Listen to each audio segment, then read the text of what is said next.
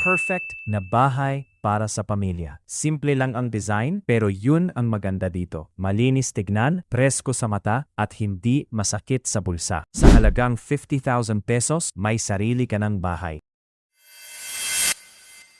Yung simula sa paggawa sa bahay nila sa budget lamang 50k pesos. So ayan, ito yung kahoy ginagamit. Nabili nila ito at sila na rin nagpa-chainsaw para makatipid. At ito naman yung gagamitin nila sa pagposte ng kanilang bahay. Bali tinatawag ito molabe na kahoy. So ayan po, step by step natin nakikita itong bahay nila hanggang sa matapos. Gawa sa HardieFlex kahoy at plywood ang gagamitin nila sa bahay, pero napakatibay na nito. Ang sukat ay 12 feet by 12 feet. Kumuha lang sila dito ng isang karpintero at isang helper. Ang yero nila gagamitin dito ay corrugated galvanized steel sheet. Yung sa sahig nila ay yung 1/2 marine plywood at sa dingding HardieFlex. Ito ang isa sa pinaka-practical na design ngayon. Simple pero swak sa budget. Ang kombinasyon ng kahoy at HardieFlex ay hindi lang tipid, magaan din ito gawin at mabilis matapos. Ang kahoy ang nagbibigay ng natural na itsura at mainit sa pakiramdam, habang ang HardieFlex naman ay kilala sa tibay at resistensya sa tubig at init. Sa labas, pwede mo itong pinturahan para magmukhang modern. Sa loob naman, makinis ang finish, parang pang high-end na bahay kahit budget lang. At dahil lightweight ang materials, mas mababa rin ang gastos sa labor at foundation.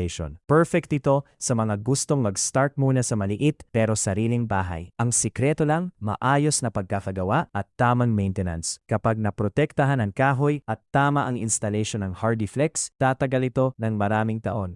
Sa halagang 50,000 pesos, may matatawag ka ng sariling bahay. Hindi ito bonggang mansyon, pero dito mo makikita na hindi kailangang magarbo para maging maayos at komportable ang tirahan. Simple ang design, pero sobrang linis sa mata. Yung tipong pag tiningnan mo, mapapangiti ka kasi ang ayos, ang gaan sa pakiramdam. Saktong space lang, pero sapat para sa pahinga, sa katahimikan, at sa simpleng buhay. At alam mo kung ano ang pinakamagandang part? Hindi mo kailangang mabaon sa utang para lang magkabahay. Perfect ito para sa mga nagsisimula pa lang, bagong pamilya, single na gustong maging independent, o kahit sino na pagod na sa renta buwan-buwan. Isipin mo, wala ka ng landlord na hinahabol ka sa bayad, wala ka ng iniisip na saan ako titira next month. Dito, may sarili kang space. Maliit man, pero sayo. At minsan, hindi laki ng bahay ang sukatan ng saya, kundi yung peace of mind na alam mong may matatawag kang bahay ko. Sa 50,000, simple, mura.